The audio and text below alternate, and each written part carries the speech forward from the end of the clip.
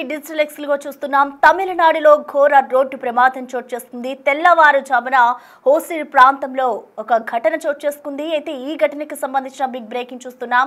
ఇటు రోడ్డు ప్రమాదంలో కారు దృశ్యాలను కూడా మనం ఒక్కసారిగా గనుక గమనిస్తే కారు మొత్తం కూడా నుజ్జు అయిపోయిన ఘటన ఇటు బెంగళూరు హైవే పై చోటు చేసుకుంది. సో ఇటు వరుసగా కూడా 5 వాహనాలు ఢీకొన్నాయి. ఒక్కసారి మనం ఆ కారుకి సంబంధించిన విజువల్స్ చూసుకోవచ్చు. ఇటు తెల్లవారుజామున ఈ ఘటన చోటు చేసుకున్నట్లుగా కూడా తెలుస్తోంది. ఇటు కారు మొత్తం కూడా నుజ్జు అయిపోయిన పరిస్థితి కనిపిస్తుంది. అయితే కారులో ప్రయాణిస్తున్న వ్యక్తులు కూడా మరణించినట్లుగా తెలుస్తోంది.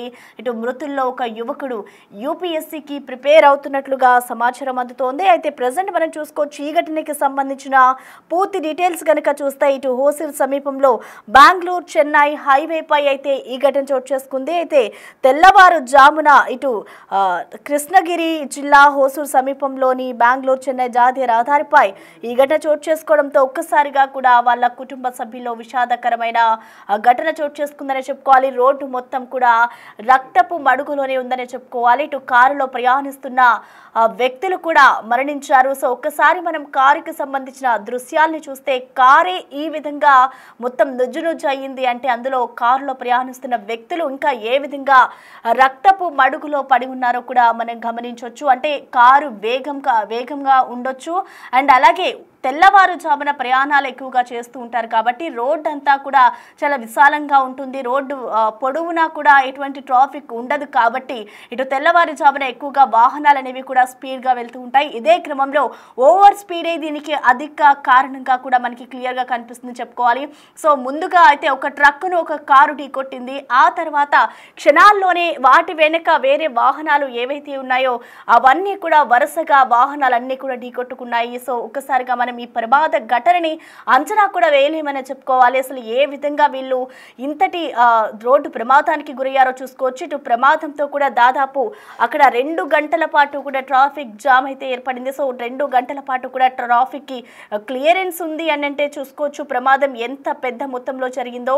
సో కారు దృశ్యాలు కనుక మనం చూస్తే చాలా ఓవర్ స్పీడ్ తోనే కారులో ఉన్న ప్రయాణికులు ప్రయాణం చేస్తున్నట్లుగా కూడా క్లియర్ గా కనిపిస్తోంది. సో దాని వెనుకల ఉన్న మరొక కారు కూడా ముందు భాగం అంతా కూడా నుజ్జు అయిపోయిన సిచ్యువేషన్ అయితే మనం ఆ విజువల్స్ చూడొచ్చు. సో దాని వెనుక ఉన్న మరో 2-3 వాహనాలు కూడా ఇదే ప్రమాదంలో అయితే గురయ్యాయి. ఇటు తెల్లవారుజామున అధికంగా ప్రయాణాలు చేస్తూ ఉన్న క్రమంలో ఇటువంటి సంఘటనలు దృష్టిలో ఉంచుకొని కూడా ఓవర్ స్పీడ్ కి వెళ్లకుండా ప్రయాణం చేసే ప్రయాణికులు అందరూ కూడా అప్రమత్తంగా ఉండాలి అనేది ఇలాంటి ఘటనలే మనకి రిజల్ట్స్ చెప్తాయి అనుకోవచ్చు. సో ఓవరాల్గా ఇటు 4 ఈ కారులో ప్రయాణించినట్లుగా తెలుస్తుంది.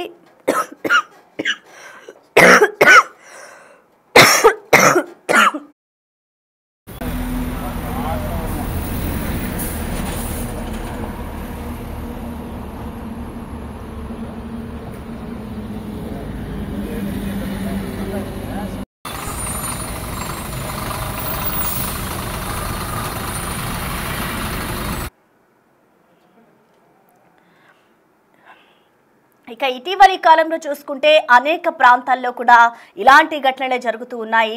చాలామంది కూడా తెల్లవారుజామున ఇటు ప్రయాణం చేస్తూ ఉంటారు. సో ఎవరైనా కూడా తెల్లవారుజామున కానివ్వచ్చు, అలాగే రాత్రి 10-11 గంటల తర్వాత కూడా ప్రయాణం చేద్దాము అనుకున్న ప్రయాణికులంతా కూడా ఒకటే చెప్తాను, అప్రమత్తంగా ఉండి వీళ్ళు ప్రయాణం చేసుకోవాలి అని కూడా.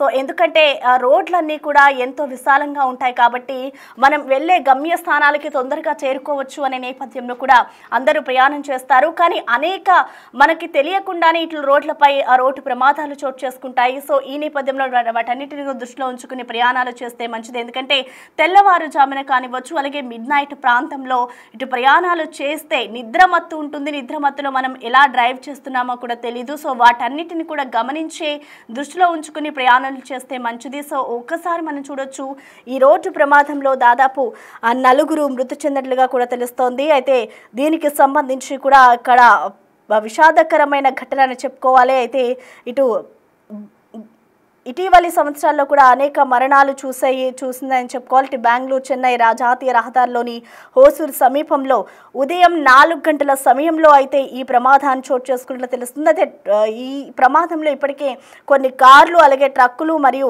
కార్లతో కూడా వాహనాలు ఇందులో ఢీకొన్నాయని చెప్పుకోవాలి. ఇటు 4 వ్యక్తులు కూడా అక్కడికక్కడే మరణించారు. ఇటు బాధితుల గుర్తింపులకు సంబంధించి కూడా ఇంకా అధికారికంగా వాళ్ళు ఎక్కడి నుంచి ప్రయాణం చేస్తున్నారు, వాళ్ళు ఏ ప్రాంతానికి చెందిన వారు అనేది కూడా ఇంకా అధికారులు అయితే దానికి సంబంధించిన వివరాలు వెల్లడించలేదు. సో ప్రెజెంట్ మనం చూసుకోవచ్చు మరికొంతమందికి కూడా ఇదే ఘటనలో గాయాలు అయినట్లుగా కూడా తెలుపుతూ ఉన్నారు. సో ప్రాథమిక నివేదికల ఆధారం కనుక మనం చూస్తే అతి వేగమే ఈ ఘటనకు కారణం అన్నట్లుగా కూడా అక్కడున్న పోలీసులు చెప్తున్నారు. మరొక వైపు తెల్లవారుజామున ప్రతి ఒక్కరు కూడా నిద్రమత్తుతో ఉంటారు. సో రాత్రి ప్రయాణ సమయంలో వేగం పరిమితులను కూడా పాటించాలి అంటూ కూడా ఇటు డ్రైవర్లను అయితే అధికారులు సూచిస్తూ ఉన్నారు. సో వాటన్నిటిని పాటిస్తే ఇలాంటి యాక్సిడెంట్ని నివారించవచ్చు అంటూ కూడా అధికారులు చెప్తూ ఉన్నారు. సో ఒక్కసారిగా అసలు కార్లు దృశ్యాలు కూడా మనకి అంతు చిక్కడం లేదని చెప్పుకోవాలి. అసలు వాటి గురించి ఏ విధంగా వర్ణించాలి అనేది కూడా తెలియడం రావడం లేదు. సో ఎందుకంటే ఆ కారుల పరిస్థితే ఇంత దారుణంగా ఉంటే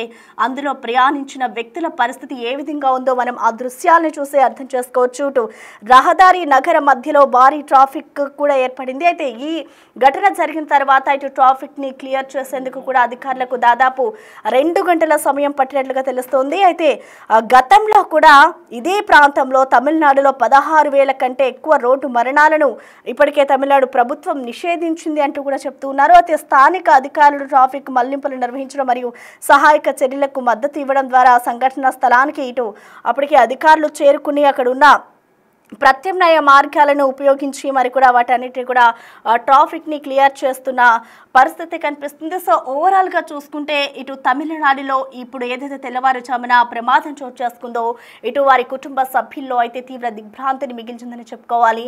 అంటే మృతులకి సంబంధించి అసలు కారులో ఇప్పటికే 4 ఉన్నట్లుగా తెలుస్తుంది. 4 కూడా మరణించినట్లుగా కూడా తెలియడంతో అసలు వాళ్ళు ఎక్కడి నుంచి ప్రయాణం చేస్తున్నారు, వాళ్ళ వివరాలు ఏంటి అనేది కూడా ఇంకా తెలియాల్సి ఉంది.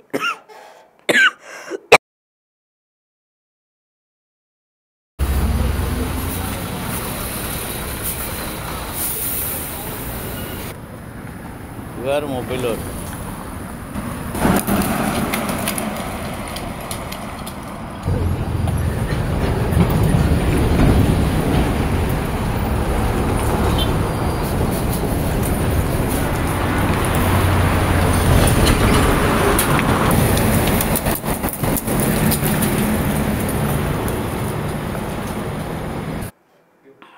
ఇక తమిళనాడులో ఘోర రోడ్డు ప్రమాదం చోటు చేసుకుంది. తెల్లవారుజామున హోసూరు సమీపంలో బెంగళూరు చెన్నై జాతీయ రహదారిపై ఈ ఘటన చోటు చేసుకుంది. వరుసగా ఒకదానికొకటి వాహనాలు ఢీకొన్నాయి.